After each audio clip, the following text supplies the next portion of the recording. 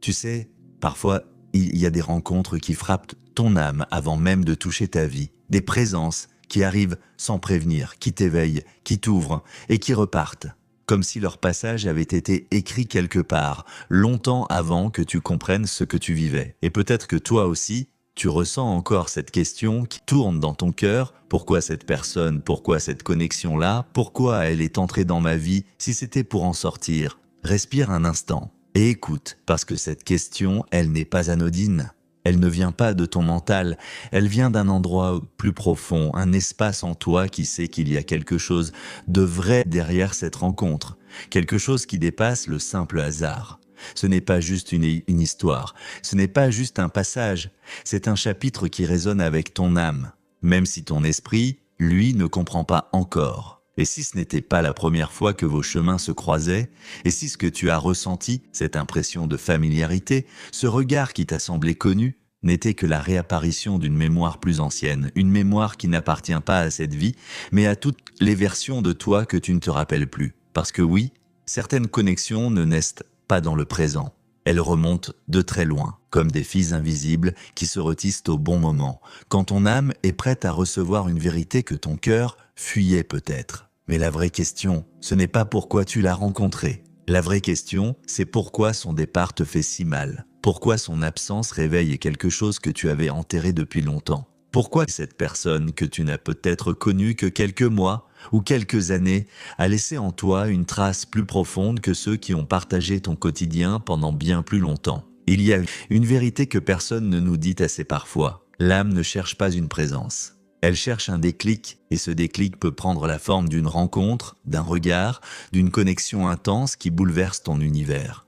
Pas pour t'attacher, pas pour te posséder, mais pour te réveiller. Certaines âmes entrent dans ta vie comme des révélations. Elles ne viennent pas pour rester. Elles viennent pour t'ouvrir, pour te montrer une version de toi que tu avais oubliée, pour t'obliger à regarder ce que tu refuses de guérir. Et c'est là que la vérité devient difficile à accepter.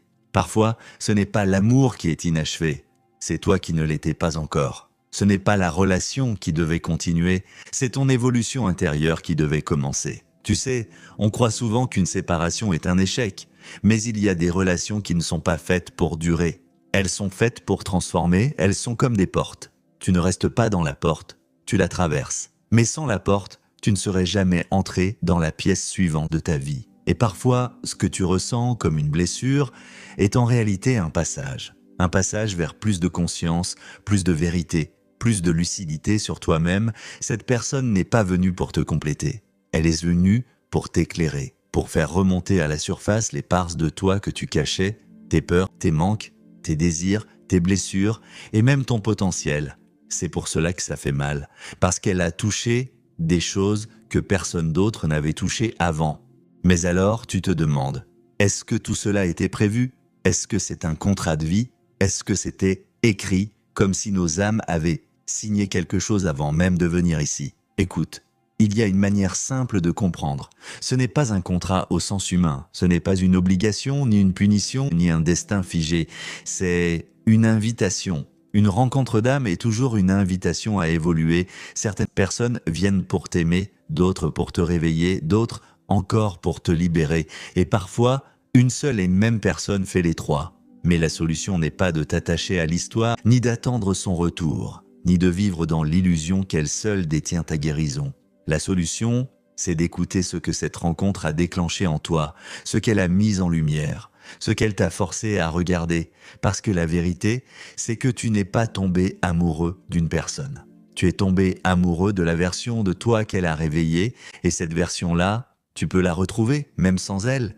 Tu peux l'incarner, tu peux la faire grandir, tu peux la libérer. Alors oui, parfois, une âme entre dans ta vie parce qu'elle doit t'aider à te souvenir de toi-même.